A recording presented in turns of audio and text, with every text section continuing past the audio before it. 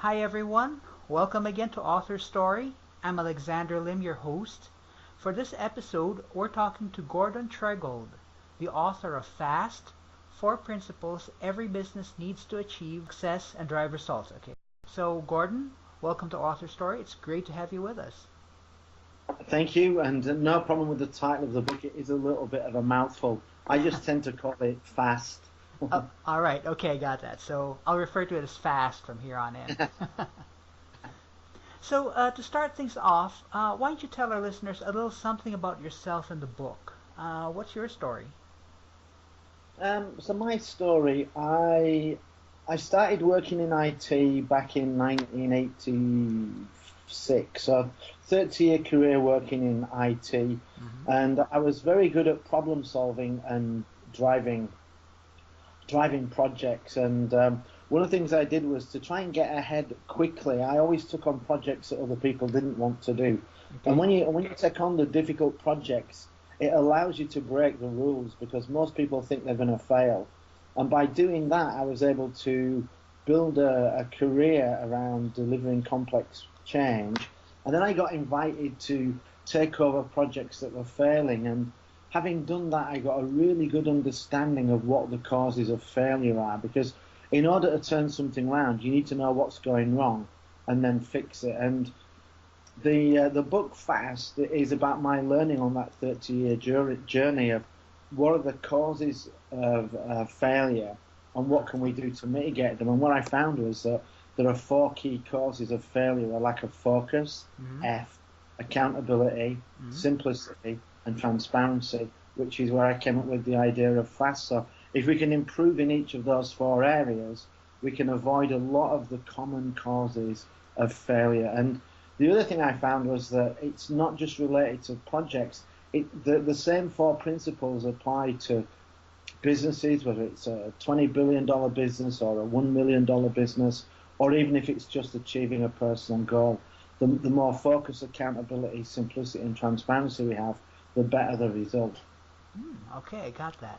So let's talk a little bit about Fast later on. First, I'd like to ask you, what inspired you to write this book? Was there some sort of incident or realization that made you realize, people should really know about this stuff?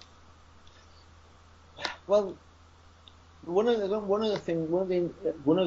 inspirations for writing the book was that I wanted to have, you get to a certain age and you want to look at what your legacy is going to be, and I wanted to be able to have a significant impact, and it really occurred to me that personally I can only do so much, and the best way to leave an impact would be to help other people achieve results. Because when there's if I can coach 10 people to achieve great results, they can achieve 10 times more than I could do. So that kind of became my inspiration and motivation to help more people achieve more success. And given that Fast is about achieving success, it was a great vehicle to do that. Okay, I got that. So it's essentially the legacy aspect, something you leave to future generations, to other people, something positive, something impactful.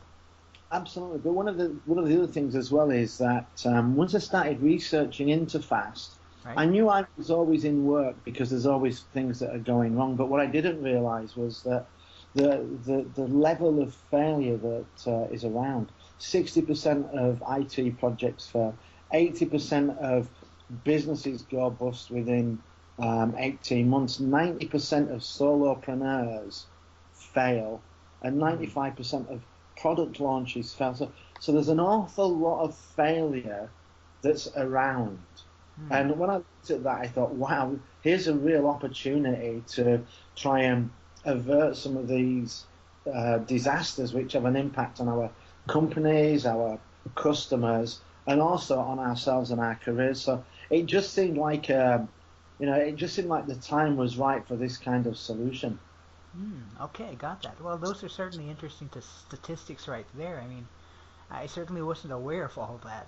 Certainly puts a new perspective on failure and success.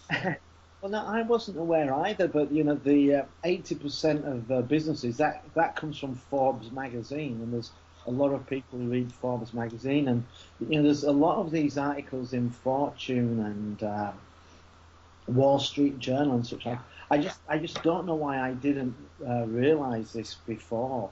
I mean, I was reading an article in Fortune yesterday about solopreneurs, so one-man band companies, and not only did 90% of them fail, 42% fail because there is no market for their product. Mm. So when you look at failures like that, these are not things where people try to climb Mount Everest without the aid of oxygen. Right. You know, these are things that should work. It's just that people made basic mistakes. You know, they created a product before they checked, is there a market for this product? Right. 24% of businesses, especially solopreneurs, they go bankrupt because they run out of money. So it's not a bad idea. They just didn't have enough money in place to support them until the turnaround, until revenue started coming, because they hadn't done the due diligence to understand how much money do I need to survive Right. until I can be successful. So there's a lot of what I would call own goals, self-inflicted mistakes Right. that we avoid and would put us on the path to success. Okay. All right. Interesting. I got that. So maybe you've answered this question already, but I mean, the thing is, there are a lot of management books out there, talking about different claims and principles, promising success. Why would someone buy your book? Why should someone buy your book? So there's a couple of reasons why I think people should buy the book. The the first reason is because one of my special skills and talents, I think, is I'm very good at explaining things in a way that people can understand. So if you read the book, it will make sense to you what I'm saying, and you will be able to understand my recommended solution. So you'll be able to go ahead and do something about it. Now, I mean, one of the things I talk about is focus.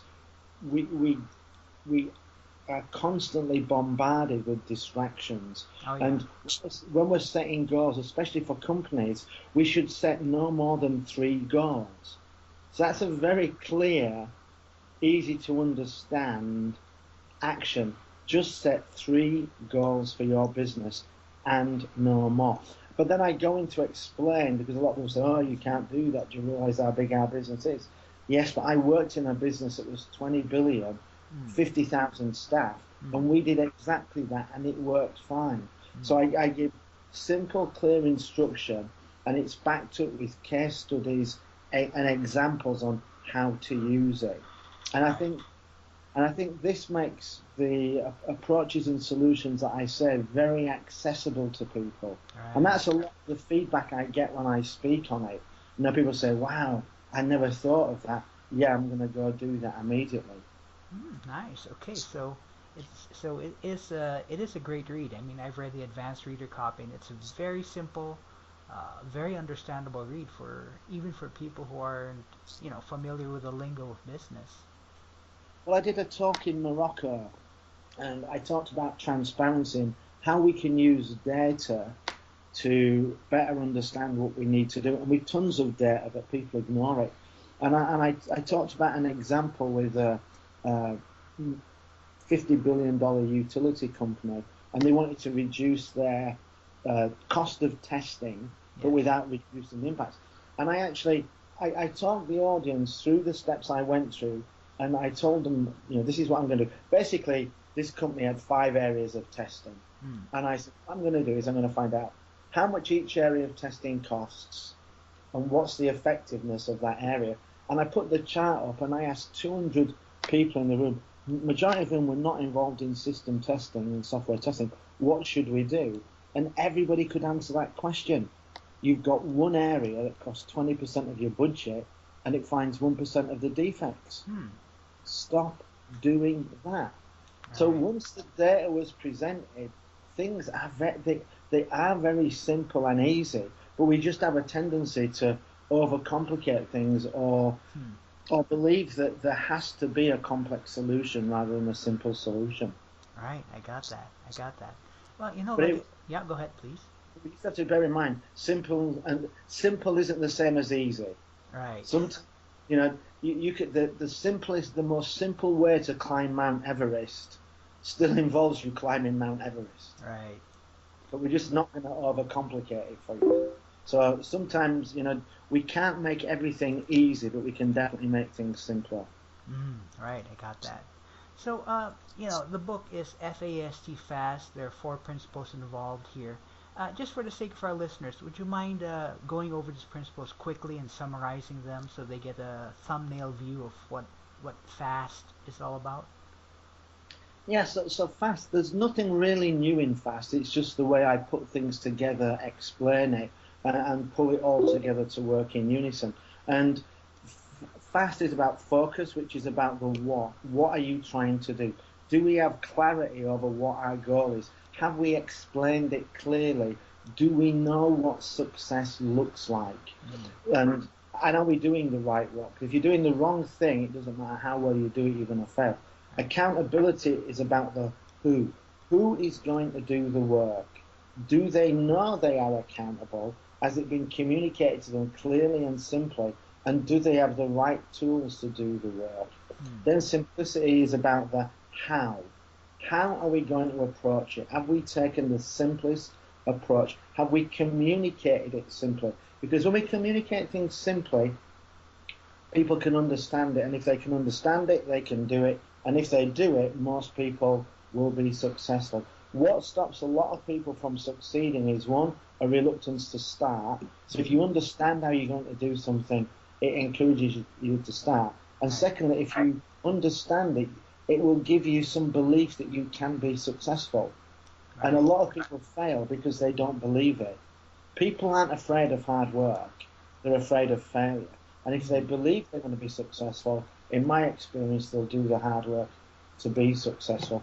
And then transparency is about honesty and visibility. It's about honesty of how well we are doing and the visibility into how much work's involved, so we can track and monitor our progress. So fast is about what, who, how, and how far. Very simple approach, yet it's one that an awful lot of people do not do all 4 components. And if you do all 4 components, it will make sure that you're doing the right job, and it will allow you to do it well. And if you do the right job well every single time, you're going to achieve your results very, very quickly. Got that. I mean, and the fast itself. I mean, that's a simple, highly communicative term that people can really get very easily. I mean, just given your description. Absolutely. Again, I was fortunate. I didn't come up with the word fast. I came up with the approach, and then realised it spelled fast. And I thought, wow, this is really going to help it, because it, as you said, it simplifies it and it makes it memorable. Right. Well, definitely, it sticks in the mind. So, Gordon, you noted several things in the book that often get collapsed together. First off, simple and easy. You went over this earlier, just a few minutes before, but what's the difference between simple and easy? Okay. So I usually use a different person for this example, but because I know you're in the Manila, Right. I'm going to use one of my other sporting heroes, Manny Pacquiao. Okay. So I have a plan to beat Manny Pacquiao, and it's a very, very simple plan. Right. As soon as the bell rings, I'm going to rush across and I'm going to knock him unconscious with one punch. Okay. That is a simple plan. Right. How many people in Manila think that would be easy? Well, I'm one who doesn't think that's going to be easy. No, but it's a simple plan. Right. And this is the difference between simple and easy. Right. Very simple, easy to communicate, but personally, I have a lot of respect for Manny Pacquiao, so I wouldn't want to be the person who's tasked with doing that. And that's the difference between simple and easy. So we can come up with simple plans, but it doesn't mean they're easy. And I would also say as well that it's probably my only chance of beating Manny Pacquiao. I think that's about anyone's chance of beating Manny Pacquiao. If I try to beat him on points, that's not going to happen. Ah, That's no. going to That's going to be a very painful day in the office, and probably a lot shorter day than I would imagine. Yeah, for most people, for sure, for sure. I remember the first time I came to Manila Yes. was about 4 or 5 years ago, Mm. and I'm from the north of England, and he just fought Ricky Hatton, Mm. and got off the plane. The front page of every single newspaper in Manila was Ricky Hatton laid on his back with his arms on his chest, and I went into a meeting with staff in Manila, and Right. everybody had a copy of the newspaper for me. And I was like, yeah, I know, Manny Pacquiao is the best. There is no dispute in that at all. Respect where it's due. Definitely, definitely. So let me get on to a few other things that you differentiate here in the book. That things that often get collapsed. The other one is effectiveness and efficiency. What's the difference between the two? Because you should say efficiency. That's effective.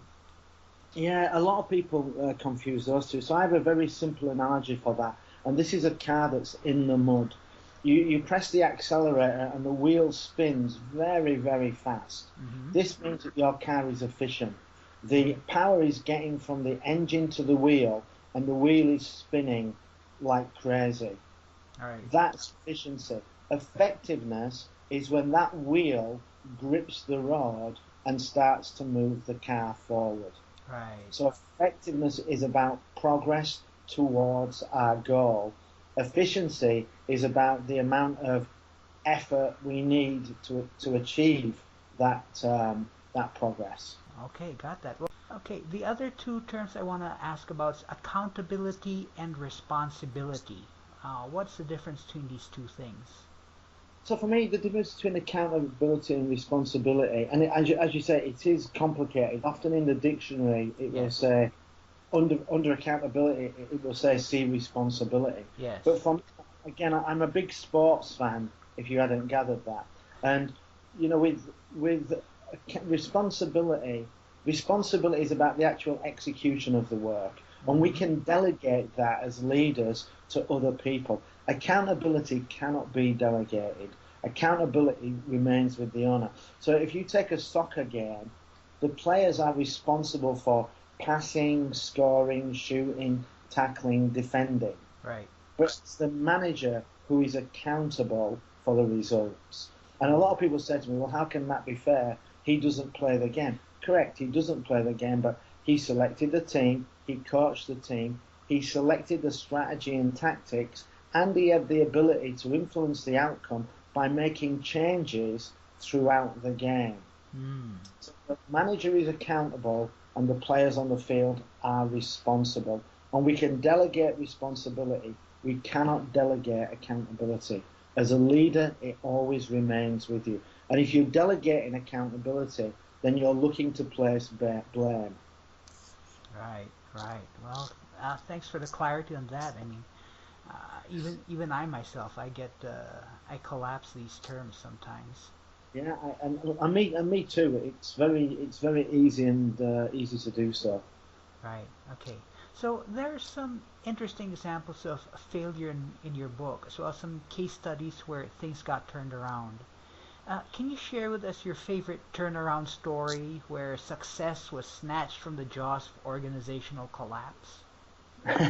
Yeah, so my favorite one's actually a most recent one that I was working with an entrepreneur, and they actually asked me to come in and help them. They'd only been in business for 4 months, and they were generating $20,000 in revenue per month. And they were doing great, and they wanted to look and see how they could accelerate from 20,000 to 30 up to $40,000 because they felt it was possible, but they wanted to make sure that they weren't putting structures in place that would limit their growth. Right. So I said, okay, I'll come in and do that. The goal is to go from 20,000 in revenue to 40,000 into a 3 to 4 month period. So the first question I asked them was, how much profit are you making? And they said, we don't know. And I said, well, we need to know that because if you're not making a profit, then we don't want to be doubling your revenue because we could be doubling your loss. And we actually, and they had some products that they were creating with, and the product could be it was the same product, but it could be made with different components. And depending on the mix of components, the profitability could vary from 5% to 50%. Hmm. And if you're only making a 5% profit on $20,000 a month, you're now earning $1,000 a month. Right. Well, for that kind of profit in the US, you might as well go and work at Starbucks. I mean, it's it's not a business; it's a job at that point. So we were able to go through, examine all of that, and then eliminate those expensive suppliers, and it allowed us to generate products that were generating 50%. Now, what we couldn't do, we couldn't match the 20,000 in revenue she was doing initially. It dropped to 15,000, but we were generating 50% revenue. So now we were making 15,000 revenue, $7,500 in profit, which is a great position to look at growing the business from. And Right. we worked together, and we managed to get the business up to 30,000. But if we'd have done it at the 5% profit margin, at the end of the year, they would have worked really, really hard and generated not a lot of profit. And this is because they didn't have the right level of transparency and also focus. You've got to be focused on profit, and you've got to have transparency into costs. If you're only focused on revenue, then you can generate an awful lot of revenue and either make little to no profit, or even worse, make a loss. Right. Right. I got that. Well, thanks for sharing that story, and certainly the lessons. The Well, lessons, I'm sure. I'm glad you say you got that, because that's my entire goal. Is at the end of the book, at the end of speaking and talking, is people to say, "Yep, I've got that. Yeah. I understand. I can move forward." Because otherwise, I've just been talking, and people might think he's a really nice guy. He sounds smart. Right. But my goal is to give people the tools to be able to improve and make changes themselves. So I'm happy to hear that. Yeah. I mean, it's the way you explain it's very simple and it's very understandable. That's what That's what I'm getting. Yeah, and that's my special gift, I would say. No, honestly, it is. I read a lot of books, and I have a degree in mathematics. I'm a fairly smart guy, and I read some books, and I have to read it again and then read it again, Yes. and then just think, you know what, I didn't get it. Right. So I didn't get it, and my goal is to make sure that people do tend to read my book 2 and 3 times, but it's because they get so much out of it, and then the second time they get more out of it. But it's all about giving the reader as much information and tools to get the job done as possible. Right. I got that. Well, that's a fantastic philosophy. I must say, it's very much applied in your book. Thank you. Okay, so let's say you met up with a manager, a company owner, or even somebody in a leadership position, like Uh-huh. and you only had enough time for whatever reason to tell that person only one thing on how to achieve success. What would you say? So I would say 2 things, and Okay. and the reason I say that is because it would depend on the individual, where they are. If When it comes to fast, if you are doing an existing project, Right. do an assessment and and score yourself out of 5 on focus, accountability, simplicity, and transparency. And wherever you do the lowest score, fix that area first. So Okay. if it's already going, find out where you're weakest and fix it. If you're going to start a new endeavor, Mm. start with focus.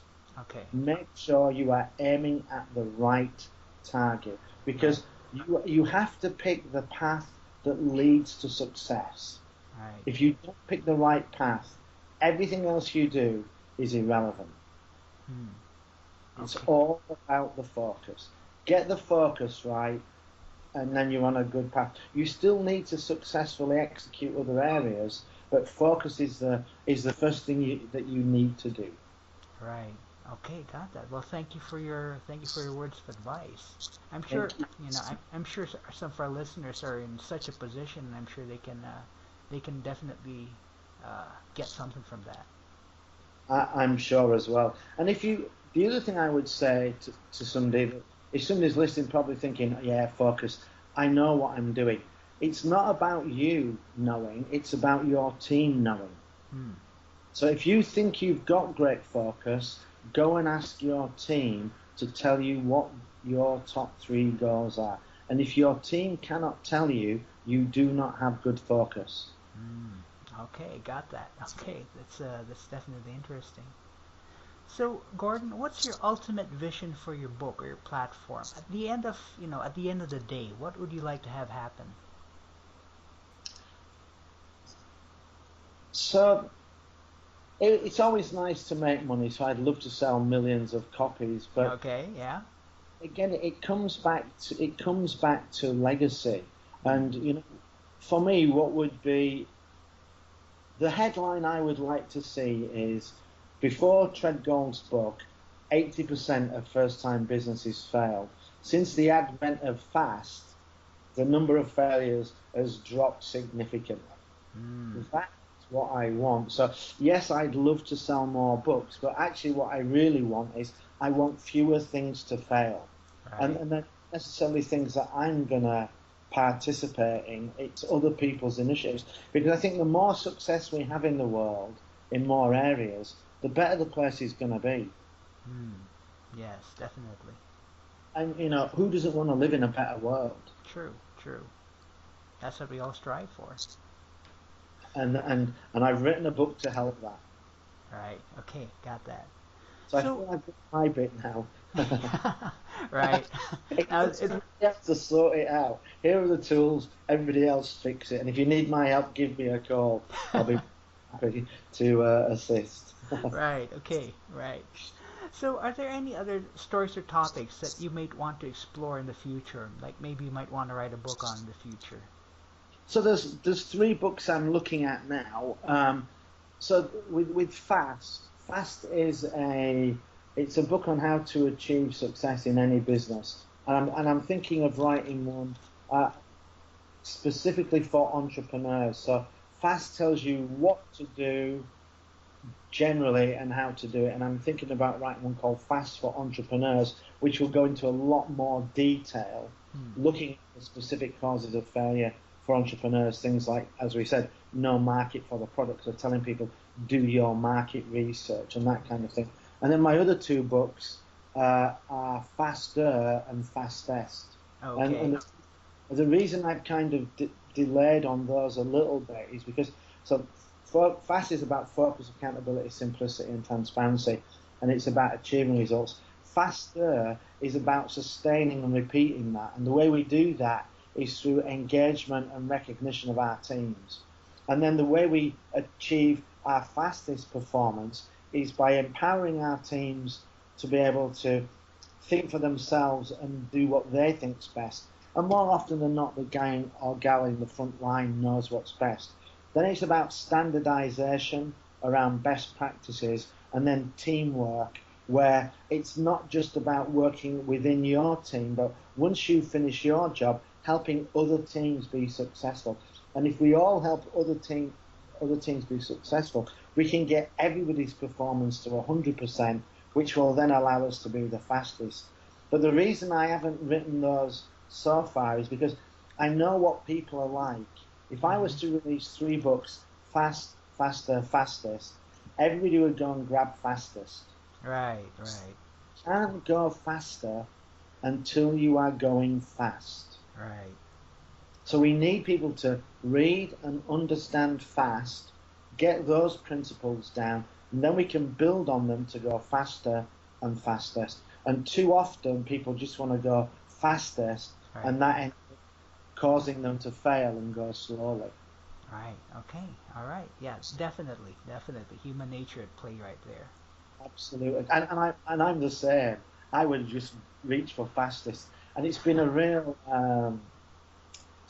challenge not to write one book called Fast, Faster, Fastest. Right. And don't do that. Just write fast.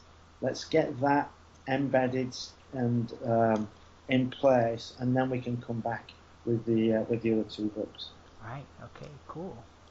So, Gordon, in the last few minutes, I just like to ask a few questions that might give us and our listeners who a little bit insight in who you personally are as a person. Will this be okay? Sure, absolutely. Okay, cool. So my first question is, what activity do you like the best? So I'm 55 now. All right. My favorite activity of all time. I used to love playing rugby. Oh, That's wow. I loved, and I'm on. I'm about the same height as Manny Pacquiao, Right. and it's rugby. That height is not what you would call tall. Mm-hmm. So a lot of the time I had to try and come up with strategies and techniques to beat bigger opponents. So it always required me to be thinking, Right. uh, and I'm not very fast either. So one of the things I had to do to beat people was I had to set off before they did, and Right. and I don't necessarily mean cheating, but you had to be aware of where play was going to be, so Mm. you could set off early to get there early. Because there's no point in being fast and then leaving it to the last minute. True. True. All right. Cool. So my second question is, what activity do you like the least? What activity do I like the least? I hate anything that's routine and mundane. Okay. I like to make progress. I like to shake things up. So the worst thing in the world for me would be to sit in. I think the worst job I ever had was I had to, when I was a student, I had to drill holes in pieces of metal, and I had to do that 8 hours a day, 5 days a week, and it was it was just so boring, and Okay. it was something that we should have been able to improve, and I wasn't allowed to improve it. So Mm. I hate doing processes that are slow and you're not allowed to change them. Right. I that that drives me batshit crazy. Okay. Right. I'm passionate about improving things. Mm. Passionate about improving things, Oh, and I think everything is improvable. yeah. And definitely that comes through. So my last question is, what experience or profession or activity which you have not yet experienced or done would you like to do at some time in the future? I think I'd like to be the CEO of a major corporation. Hmm. All right. A lot of what I've practiced and preached, I've done at an entrepreneur level. I've done it in large departments, but I'd love to have the opportunity to apply this, to be the lead figure and have the entire organization dancing to this same beat. Because I think if I had that opportunity, we would be able to create a company with everybody engaged that would be able to really make significant progress. Because the thing about fast is it engages people into the job. It shows them how they're going to be successful. And and when you look at faster and fastest, it is more and more about the people. Once you've got the right ideas and techniques in place, it becomes about the people. And if you can get people engaged, recognized, empowered, there's no limit to what you could achieve. Hmm. And actually, if you're CEO of a company, I'd also like to be the manager of a major sports team as well. I think that would be that's probably my ultimate dream to manage my own football team.